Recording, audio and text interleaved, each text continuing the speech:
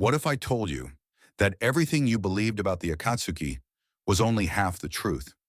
What if the red clouds were not symbols of chaos, but scars? For years, we were told a simple story, a group of rogue ninjas, criminals, terrorists, monsters who hunted the tailed beast for power. But the deeper you look, the more that story begins to crack. Because the Akatsuki was never just about destruction. It was about pain, about war, about a broken world that refused to change. And the real truth behind their goals is not what you think. Let's begin at the beginning. The Akatsuki was not born in darkness. It was born in hope. In the Hidden Rain Village, a land constantly crushed between greater nations, three war orphans dreamed of peace. Yahiko, Konan, Nagato. Children who had seen their parents die. Children who had known hunger, fear, and endless war. They did not want revenge. They wanted an end to suffering. Their first vision of the Akatsuki was simple. Unite the smaller nations. Protect the weak.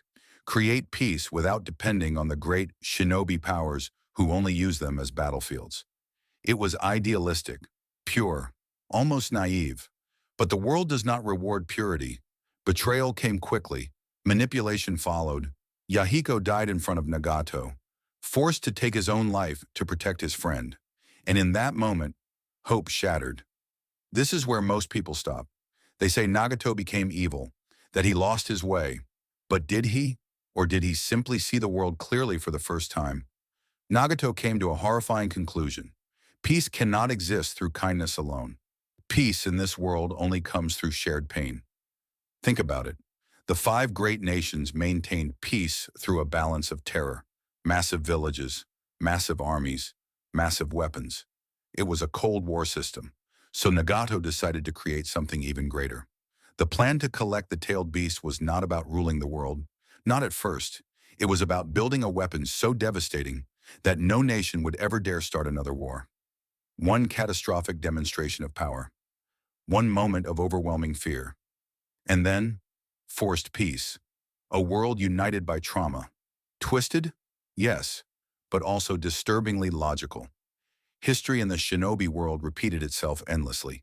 First war, second war, third war. Blood cycles without end. Nagato did not believe people could understand each other through words. He believed they could only understand suffering, because suffering is universal. When he destroyed the hidden leaf, he did not smile. He did not celebrate. He asked Naruto a question. How would you create peace? That question was not mocking, it was desperate. Nagato was not a villain chasing power. He was a broken idealist who had concluded that fear was the only language the world understood. But here is where the truth becomes even darker, because Nagato was not the true mastermind. Behind the Akatsuki stood another figure, patient, manipulative, ancient, Obito Uchiha, or rather, the mask he wore. Obito's goal went beyond fear, beyond balance, beyond political peace.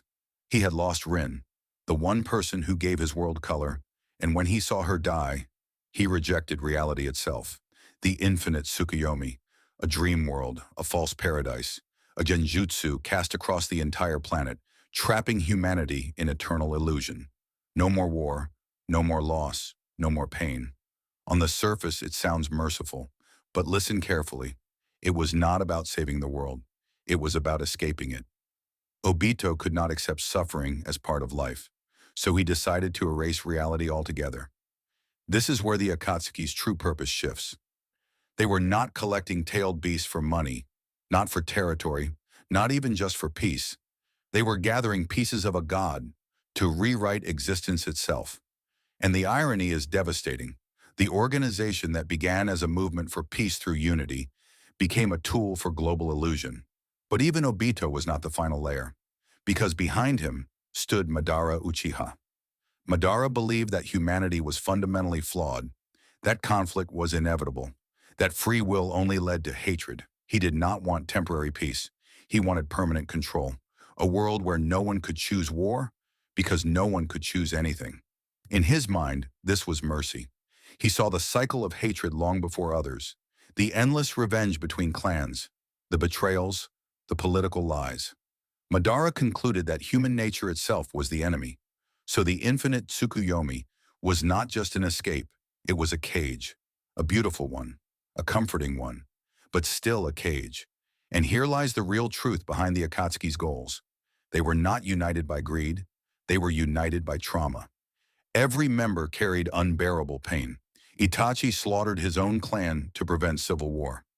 Kisame lived in a system built on deception. Sasori lost his parents and tried to turn people into eternal puppets. Deidara sought explosive art because he feared being forgotten. Haiden worshipped chaos because it gave him meaning. Kakuzu was betrayed by the village he served. Konan lost everything she loved.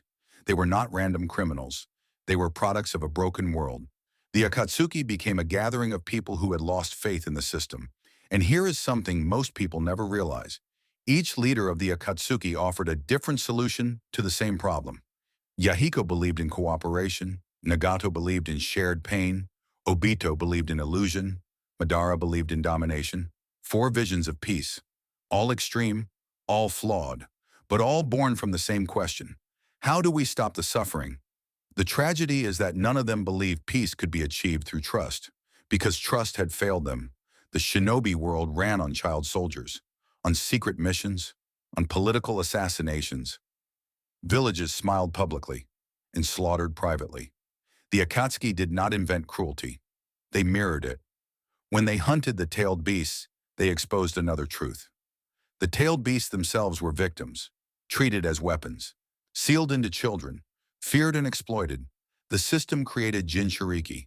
The system created war. The system created the Akatsuki. And so the organization became both symptom and rebellion. Now here is the uncomfortable theory. What if, in a different world, the Akatsuki could have been heroes? Imagine if Yahiko had lived. Imagine if the smaller nations had truly united. Imagine if the great villages had acknowledged their own violence. The red cloud symbol represents rain falling on blood. It is not just a threat, it is remembrance. The Akatsuki remembered every battlefield, every orphan, every silent grave, and yet their methods guaranteed more blood. This is the paradox. They sought peace by amplifying the very thing that destroyed it. Nagato believed overwhelming pain would create empathy, but pain can also create revenge. Obito believed illusion would remove suffering, but without reality, there is no growth. Madara believed control would prevent war, but without freedom, there is no humanity. And Naruto, standing against them, represented something radical. The belief that people can change, that understanding can be built slowly, imperfectly, that pain does not have to define the future. When Naruto answered Nagato, he did not have a perfect plan. He had conviction. And sometimes, conviction is stronger than logic. The real truth behind the Akatsuki's goals is not that they were evil. It is that they were extreme solutions to real problems. They identified the disease correctly. Endless war, political hypocrisy, weaponized children, hatred passed down through generations. But they prescribed cures that erased choice, reality, or freedom. They could see the darkness clearly. They just could not believe in light anymore. And that is what makes them terrifying. Not their power, not their jutsu, not their red eyes, but their logic. Because if you lived through what they lived through, would you have chosen differently? Would you trust a world that killed your family? Would you believe in diplomacy after watching villages betray each other again and again? The Akatsuki forces us to confront an uncomfortable idea. Peace built on fear may work, temporarily. Peace built on illusion may feel perfect, temporarily. Peace built on control may seem stable, temporarily. But real peace requires something fragile, faith, and faith is risky. The members of the Akatsuki lost that faith one by one, until all that remained was a plan to rewrite the world. In the end, their downfall was not because their analysis was wrong, it was because they underestimated the human spirit. They believed people could not grow beyond hatred. Naruto proved that they could. But even after their defeat, the questions they raised remain. The shinobi world did not magically become perfect. Conflict still exists. Politics still exist. Power still tempts leaders. The Akatsuki failed, but their criticism of the system was real. And perhaps that is the most chilling truth of all. They were not monsters from another world. They were the world's reflection. So when you see the red clouds drifting across the black cloaks, ask yourself something deeper. Were they villains chasing chaos? Or were they revolutionaries who lost their way? And if peace truly requires sacrifice, how far would you go to achieve it? Would you choose fear, illusion, control? Or would you risk believing in people, even after everything?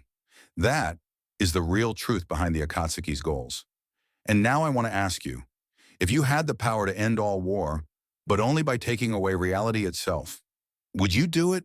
Or is imperfect freedom worth the pain?